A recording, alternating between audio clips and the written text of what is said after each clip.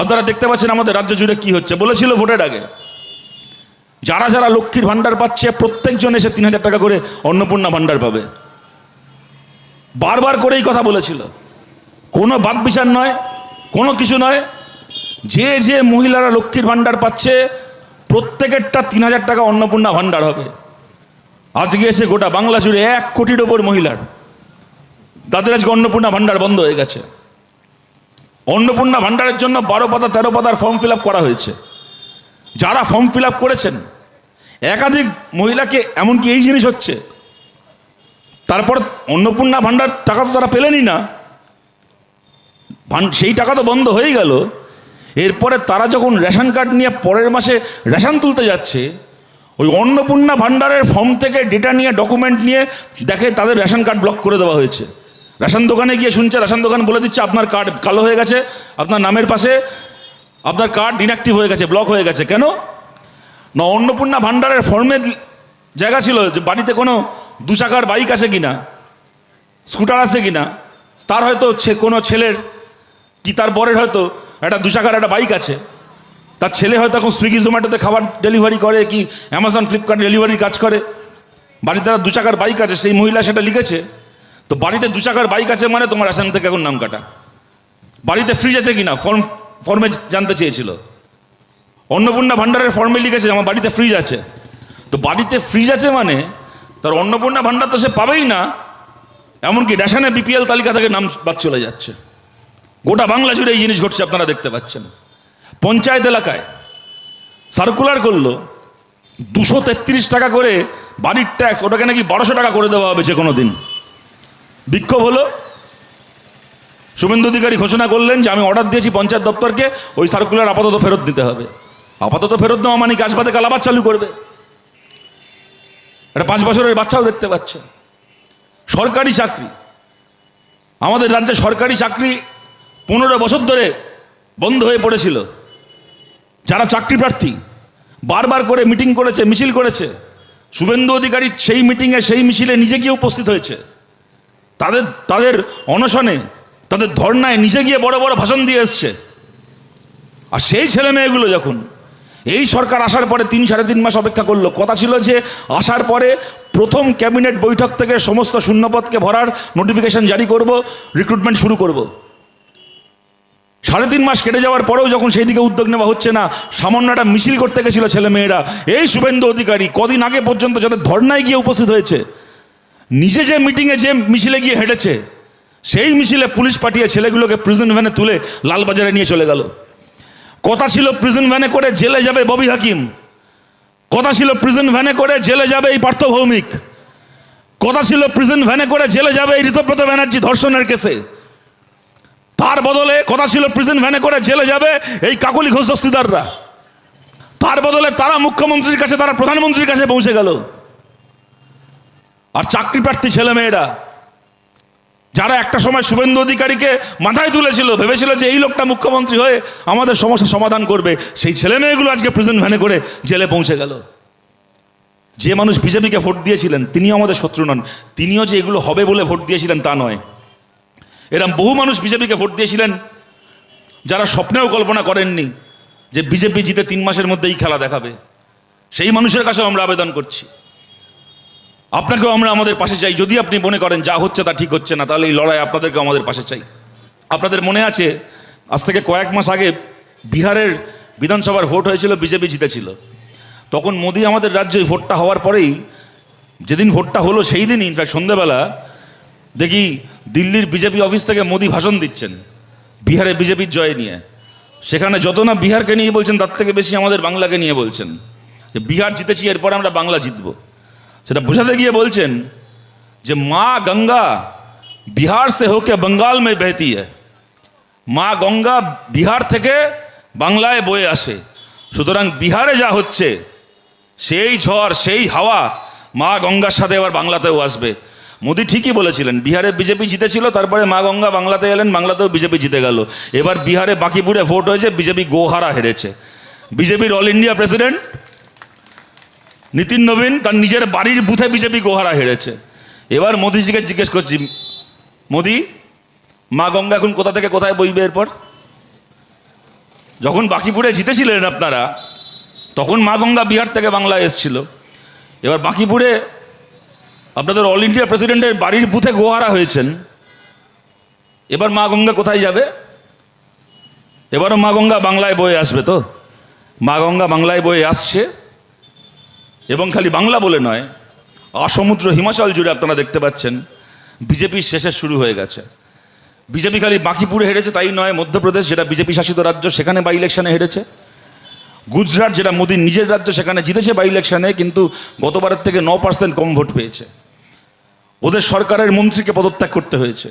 গোটা দেশ জুড়ে ওরা ভেবেছিল উপেক্ষা করে, লাঠি দিয়ে ছাত্রদেরকে পিটিয়ে ওরা ওদের মন্ত্রীকে রক্ষা করতে পারবে, কিন্তু ধর্মেন্দ্র প্রধানকে পদত্যাগ করতে হয়েছে। বিজেপির মন্ত্রীদের নামের আগে প্রাক্তন লেখা শুরু হয়ে গেছে গোটা দেশ জুড়ে। এরপরে ইথানল থেকে শুরু করে আরও বিভিন্ন ইস্যুতে বিরোধীরা ঐক্যবদ্ধ হচ্ছে, একজোট হচ্ছে। এলাকায় এলাকায় পাড়ায় পাড়ায় বিজেপির বিরুদ্ধে ক্ষোভ বাড়ছে।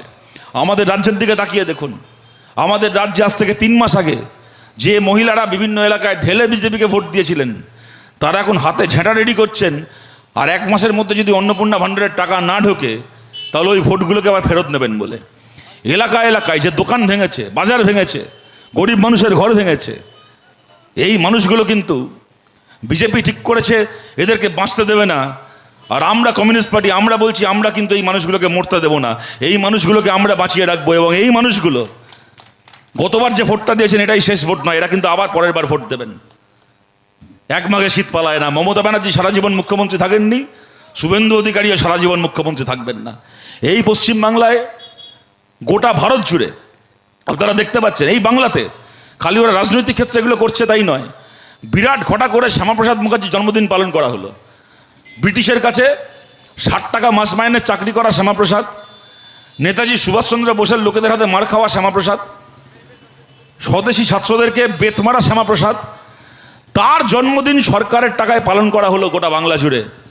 আর তাকিয়ে দেখুন এই বাংলার দিকে, পরশুদিন আমরা সাংবাদিক সম্মেলন করে বলেছিলাম, গতকাল বাংলায় 2টো ঘটনা, 2টো দিন ছিল গতকাল বাংলায়। এক, ইংরেজির তারিখ ধরলে ছিল কালকে 8ই আগস্ট, আদিবাসী দিবস। প্রত্যেক বছর আদিবাসী দিবসের প্রোগ্রাম করা হয় পশ্চিমবাংলায় পশ্চিমবঙ্গ সরকারের পক্ষ থেকে। এটা হয়তো খর্দায় বসে আমি আপনি খুব ভালো করে বুঝবো না যে এটা কত বড় প্রোগ্রাম, কিন্তু গোটা বাংলার যত আদিবাসী পরগনা আছে, বাঁকুড়া, পুরুলিয়া, পশ্চিম মেদিনীপুর, ঝাড়গ্রাম, ওদিকে উত্তর বাংলার একটার পর একটা আদিবাসী এলাকা, যেখানে আদিবাসী মানুষ, জনজাতির মানুষ তারা বসবাস করেন, যে এলাকায় বিজেপি 2014 সালের পর থেকে জিতছে, এই সমস্ত এলাকায় এই আদিবাসী দিবসের অনুষ্ঠান ছিল শুধুমাত্র একটা অনুষ্ঠান নয়, একটা আত্মমর্যাদার একটা স্বাক্ষর। আদিবাসী দিবসের প্রোগ্রাম বিজেপি বন্ধ করে দিল, শ্যামাপ্রসাদের জন্মদিন শুরু হলো, আদিবাসী দিবসের অনুষ্ঠান বন্ধ হয়ে গেল। তার থেকে বড় কথা কি জানেন? গতকাল ইংরেজি তারিখ ছিল 8ই আগস্ট, বাংলা তারিখ ছিল 22শে শ্রাবণ। রবীন্দ্রনাথ ঠাকুরের মৃত্যুদিন ছিল গতকাল। বিজেপি আসার পরে পশ্চিমবঙ্গ সরকারের পক্ষ থেকে কবিগুরু রবীন্দ্রনাথ ঠাকুরের মৃত্যুদিনের অনুষ্ঠান আর করা হলো না। বামফ্রন্ট সরকারের আমল থেকে চলে এসেছিল তৃণমূলের আমলে। আমি তৃণমূলকে যতই গালাগাল দিই, রবীন্দ্রনাথের মৃত্যুদিনে মঞ্চে ওই ইন্দ্রনীল সেনকে বসিয়ে রেখে মমতা ব্যানার্জি উঠে গান গাইতেন। রবীন্দ্রনাথ বেঁচে থাকলে আরেকবার মরে যেতেন ওই গান শুনে, কিন্তু তবু আমি বলছি অন্ততপক্ষে দিনটা পালিত হতো, রবীন্দ্রনাথের মৃত্যুদিনটা পালিত হতো। পশ্চিমবঙ্গ সরকার এই বলেছিল না, ভয় আউট ভরসা ইন, আসার পরে দেখলাম রবীন্দ্রনাথ আউট শ্যামাপ্রসাদ ইন। এখন বাঙালিকে এখন রবীন্দ্রনাথকে ভুলে শ্যামাপ্রসাদের পুজো করতে হবে। সুতরাং বিজেপির যে রাজনীতি হচ্ছে, খালি বুলডোজার দিয়ে লোকের বাড়িঘর তো দোকান ভাঙার রাজনীতি হচ্ছে না। আমাদের বাঙালির, বাংলা সমাজের, জনজাতির মানুষের এত বছরের সংস্কৃতি, আমাদের সামাজিকতা, আমাদের ইতিহাস, আমাদের কালচার সব কিছুকে ভেঙে দেওয়া হচ্ছে বিজেপির রাজনীতি। এই রাজনীতির বিরুদ্ধে খালি রাজনৈতিক নয়, সামাজিক লড়াই, এই সামাজিক লড়াই আমাদেরকে লড়তে হবে। আমাদের পার্টির বাইরে এরকম অনেক মানুষ আছেন যারা হয়তো 5টা প্রশ্নে আমাদের পার্টির সাথে যাদের মত মেলে না, 5টা রাজনৈতিক প্রশ্নে আমাদের বিরোধী তারা, কিন্তু এই ধরনের সামাজিক প্রশ্নে, এই ধরনের সাংস্কৃতিক প্রশ্নে যারা চান পশ্চিমবাংলায় রবীন্দ্রনাথ নজরুলের ঐতিহ্য বেঁচে থাক, যারা চান পশ্চিমবাংলার মাটিতে বাংলার আদিবাসী মূল্যবাসী মানুষের সাংস্কৃতিক অধিকার বেঁচে থাক, যারা চান পশ্চিমবাংলায় ধর্মনিরপেক্ষতা বেঁচে থাক, এরকম অনেক মানুষ আমাদের পার্টির বাইরেও আছেন, তাদের সবার কাছে আবেদন করছি, এই লড়াই আপনাদেরকে আমাদের পাশে চাই। আর আমাদের কমরেডদেরকেও এটা বুঝতে হবে, আমাদের কমরেডদের মধ্যে অনেক সময় এরকম সংকীর্ণতা কাজ করে যে কোনো মানুষ হয়তো এর আগে আমাদেরকে দুটো প্রশ্নে আমাদের বিরোধিতা করেছেন, কেউ আমাদেরকে ভোট দেননি, আমাদের দুটো ব্যাপারে সমালোচনা করেছেন, তো আমরা সারা জীবনের জন্য ভেবে নিই সে আমাদের শত্রু। জীবনে কোনোদিন তার সঙ্গে আমাদের যে আবার নতুন একটা সম্পর্ক তৈরি হতে পারে আমরা মাথাতেই রাখি না। কিন্তু আমাদের কমরেডদেরকেও এটা বুঝতে হবে, আমরা যদি চাই যে আমাদের মিটিং মিছিলে লোক বাড়ুক, আমাদের লড়াইয়ের মানুষ বাড়ুক, তাহলে নতুন মানুষ কুমোরটুলিতে অর্ডার দিয়ে তৈরি হবে না, নতুন মানুষ মেশিনে তৈরি করা যাবে না, নতুন মানুষ গাছের ডালে ফলবে না। যে মানুষ এর আগে আমাদের উল্টো দিকে ছিলেন সেই মানুষকেই আমাদের দিকে আনতে হবে, তবেই আমাদের মিটিংয়ে লোক বাড়বে। আমরা মোদির মতো ওই তৃণমূলের চোরগুলোকে আমাদের পক্ষে আনবো না, আমরা শুভেন্দুর মতো ওই তৃণমূলের এই চোরগুলোর সঙ্গে বসে বসে মিটিং করব না। কিন্তু রাজনৈতিকভাবে আমাদের উল্টো দিকে ছিলেন, কিন্তু যারা ভালো মানুষ, যারা গণতান্ত্রিক মানুষ, যারা মানুষের কল্যাণ চান, মঙ্গল চান যে মানুষ, তাদেরকে আমাদের পাশে আনতে হবে। কোনো রকম সংকীর্ণতা, এখানে কোনো সংকীর্ণতাকে প্রশ্রয় দেওয়ার জায়গা নেই, নিজেদের মনেরও সংকীর্ণতা সারতে হবে, খোলা মনে এই মানুষের কাছে যেতে হবে। এবং এই যে বিজেপির বিরুদ্ধে এই যে রাজনৈতিক লড়াই, এই সাংস্কৃতিক লড়াই, এই লড়াই আরও জোরালোভাবে লড়তে হবে। এই লড়াই আমরা লড়বো এবং অতি অবশ্যই এই লড়াই আমরা জিতবো। 2029 সাল গোটা ভারতের হাওয়া আপনারা দেখছেন, কদিন পরে উত্তরপ্রদেশের ভোট হবে, গোটা ভারতের হাওয়া আপনারা দেখতে পাচ্ছেন। পশ্চিমবাংলা, ভারতবর্ষে 15 বছর বিজেপির যে সরকার চালানো ছিল, চালানো হয়ে গেছে, এবার ওদের যাওয়ার সময় এসছে, ওদের যাওয়াটাকে ত্বরান্বিত করতে হবে। 29 সালের দিকে লক্ষ্য রেখে তার আগে খড়দা পুরসভার ভোট হবে, এই পঞ্চায়েত এলাকাগুলোতে তার কদিন পরে পঞ্চায়েতের ভোট হবে, যদি ঠিকঠাক সময়ে ভোট হয়, পুরসভার ভোট, পঞ্চায়েত ভোট থেকে শুরু করে আমাদের কাছে যতগুলো সুযোগ আছে তার আগে আমাদের কদিনের মধ্যে আপনাদের এই জেলায় পাশে বসিরহাট লোকসভা কেন্দ্রের উপনির্বাচন হবে, মুর্শিদাবাদের রেজিনগরের ভোট হবে, নন্দীগ্রামের ভোট হবে। আমরা তাকিয়ে আছি এই ভোটগুলোর দিকে, এই লড়াই করার দিকে। আপনাদের সবার কাছে আবেদন করছি, এই প্রতিটা ভোটে গোটা দেশ জুড়ে বিজেপি বিরোধী এই যে হাওয়া, বিজেপির যে পরাজয় শুরু হয়েছে, সেই তার সঙ্গে তাল মিলিয়ে আমাদেরও যে দায়িত্ব এখানে পালন করার, আমাদেরকেও সেই দায়িত্ব পালন করতে হবে। 2029 সালের দিকে আমাদের এগিয়ে যেতে হবে। এই সমস্ত এলাকায় তৃণমূলকে ভোট দিয়েছিলেন, তৃণমূলের এমনকি হয়তো মিটিং মিছিলে গেছিলেন, তারা গেছিলেন কারণ তারা যেতে বাধ্য হয়েছিলেন। সবাই যে খুব ভালোবেসে গেছিলেন এমন নয়, অনেককে জোর করে নিয়ে যাওয়া হয়েছিল, অনেকের কাছে ব্যাপারটা এরকম ছিল, যদি মিছিলে না যাই ওদের তাহলে আমার জব কার্ড বাতিল হয়ে যাবে। কেউ হয়তো 100 দিনের কাজ করছে মিউনিসিপ্যালিটিতে, তার কাজ থাকবে না। কোনো মহিলা হয়তো লক্ষ্মীর ভাণ্ডার পাচ্ছেন, কারোর মেয়ে হয়তো কন্যাশ্রী পাবে, সেই নাম বাদ চলে যাবে। ন্যায্য হোক অন্যায্য হোক, নানা রকম ভয়ভীতির পরিবেশ ছিল।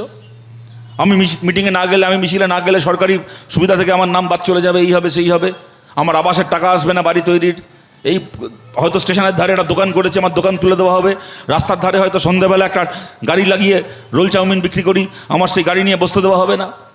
এরকম অনেক ভয়ে ভীতিতে যেতে হয়েছিল অনেককে। অনেক মানুষ হয়তো এই কারণে মিটিং মিছিলে গেছিলেন, কারণ চোখের সামনে তৃণমূল ছাড়া এই সমস্ত এলাকায় আর কোনো পার্টি দেখতে পাচ্ছিলেন না সেই সময়। আমাদের পার্টি হতে পারে, কংগ্রেস হতে পারে, তাদেরকে কাজ করতে দেওয়া হয়নি, তৃণমূল তাদেরকে কাজ করতে দেয়নি এই সমস্ত এলাকায়, যার ফলে চোখের সামনে খালি তৃণমূল পার্টিটাই ছিল। হয় তৃণমূল করতে হবে, নাহলে বিজেপি জিতবে। অনেকে সেই জায়গা থেকে তৃণমূল করেছেন সেই সময়, তারা সবাই আজকে দেখতে পাচ্ছেন তৃণমূলের চেহারা। আমাদের পরিষ্কার কথা, তৃণমূলের চোরগুলো বিজেপিতে আশ্রয় নিয়েছে।